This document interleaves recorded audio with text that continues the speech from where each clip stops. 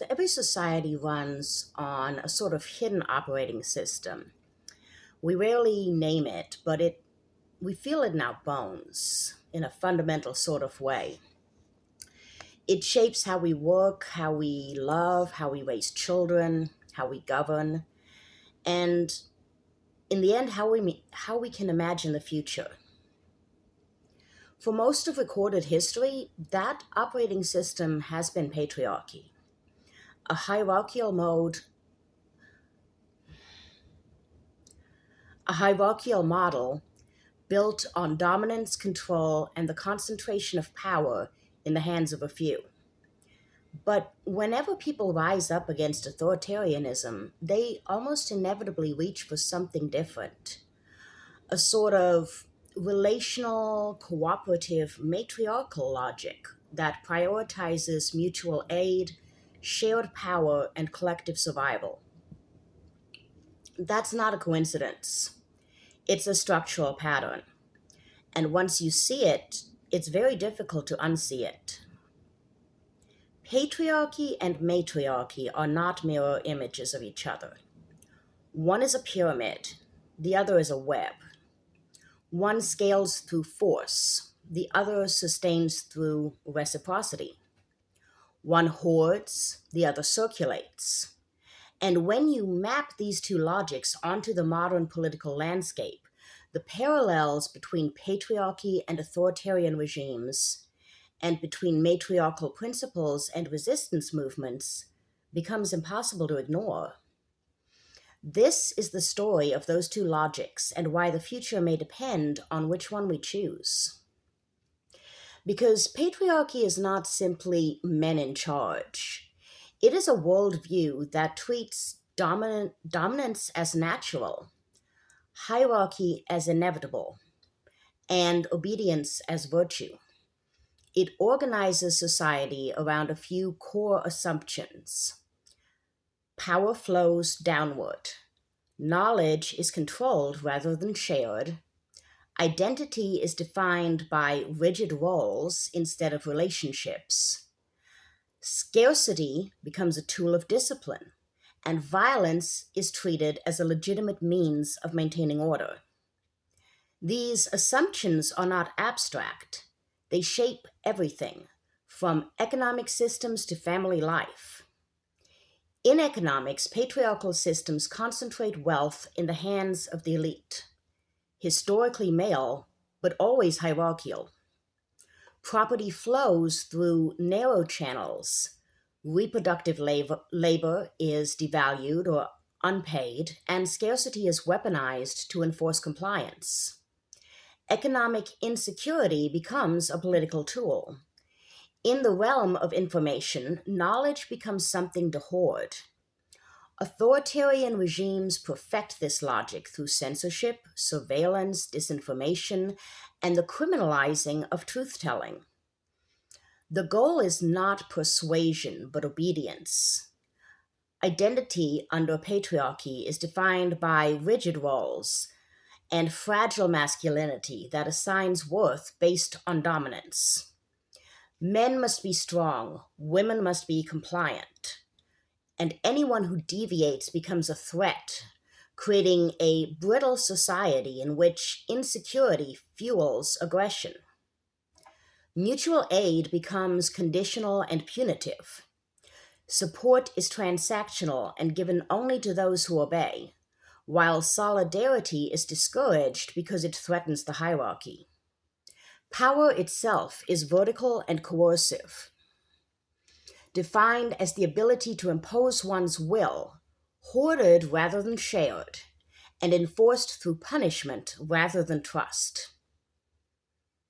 Governance follows the same pattern, centralized, militarized, but on authority rather than legitimacy, with laws that enforce hierarchy and crises that justify ever more control. If this sounds familiar to you, it is because it is the blueprint for every authoritarian regime on earth. Authoritarian regimes are patriarchy writ large. They take the household hierarchy and expand it to the nation state. The strong man becomes the father, The citizens become the children. Loyalty replaces agency, and obedience replaces participation. Centralized control of resources mirrors patriarchal control of property. Propaganda and censorship mirror patriarchal gatekeeping of knowledge. Rigid identity categories mirror patriarchal gender roles. Punishment for dissent mirrors patriarchal punishment for disobedience. And militarized governance mirrors patriarchal reliance on force. Authoritarianism is not an aberration. It is the patriarchy's political form. But here's the twist. Whenever people resist authoritarianism, they reach for a different logic entirely. Matriarchy, as it exists in real societies, is not the inverse of patriarchy. It is not women dominating men. It is a relational model built on cooperation, shared responsibility, and the distribution of power across networks rather than upper hierarchy. Its core assumptions are radically different. Power flows outward rather than downward. Knowledge is shared rather than hoarded. Identity is relational rather than role-bound. Mutual aid is a duty rather than a transaction. Conflict is resolved through negotiation rather than force. These principles show up again and again in resistance movements as well. In economics, when authoritarian regimes starve dissenters, resistance movements build community kitchens, strike funds, and underground supply chains. They create solidarity economies that prioritize survival over accumulation. In information systems where regimes censor, movements share. They use encrypted messaging, community radio, and word-of-mouth networks, relying on collective intelligence rather than official decrees. Identity within movements is rooted in solidarity rather than obedience. You are defined by who you stand with, not who you control. Mutual aid becomes the heart of resistance. Political infrastructure that keeps people alive, builds trust, and transforms fear into courage. Power becomes horizontal and collective, distributed across many rather than concentrated in one, growing stronger the more it is shared. Governance becomes participatory and adaptive, expressed through assemblies, councils, and working groups that are messy, slow, and profoundly democratic. This is matriarchal logic in action. From the civil rights movement to anti-colonial struggles, from labor uprisings to modern pro-democracy protests, resistance movements consistently reinvent matriarchal principles, even when they emerge in deeply patriarchal societies. They do this because relational power is the only force authoritarianism cannot easily crush. You can censor a newspaper, but not a whisper network. You can jail a leader, but not a decentralized movement. You can starve a community, but not if they feed each other. You can break individuals, but not a web of relationships. Authoritarianism depends on isolation. Resistance depends on connection. Patriarchy depends on obedience. Matriarchy depends on reciprocity. One hoards power, the other multiplies it. When you strip away the cultural specifics, the political rhetoric, and the historical details, you find a simple truth. Authoritarianism is patriarchy scaled up, and resistance is matriarchy mobilized. These are not just metaphors. They are structural realities of our societies. Patriarchy builds pyramids. Matriarchy builds networks. Pyramids are strong but brittle. Networks are flexible and resilient. Pyramids collapse when the top falls.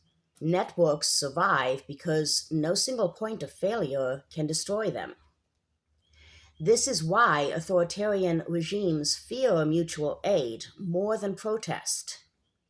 It is why they fear solidarity more than slogans. It's why they fear care, yes, care, more than confrontation. Care is the foundation of collective power. We are living in a moment when authoritarian logics are resurging around the world. The patriarchal operating system is reasserting itself through strongman politics, attacks on reproductive autonomy, the policing of identity, and the criminalization of dissent, excuse me. But we are also living in a moment of extraordinary resistance. Mutual aid networks exploded during the pandemic. Decentralized movements have toppled governments. Communities have rediscovered the power of solidarity. The question is not whether patriarchy or matriarchy will win. The question is, which operating system will we choose to run our future societies on? Do we want a world built on hierarchy, scarcity, and control? Or a world built on reciprocity, relationship, and shared power? The future is not predetermined. It is a choice that we will make together. And if history has taught us anything, it is that when people stand up to authoritarianism, they don't just fight for freedom. They reinvent the social logic that makes freedom possible.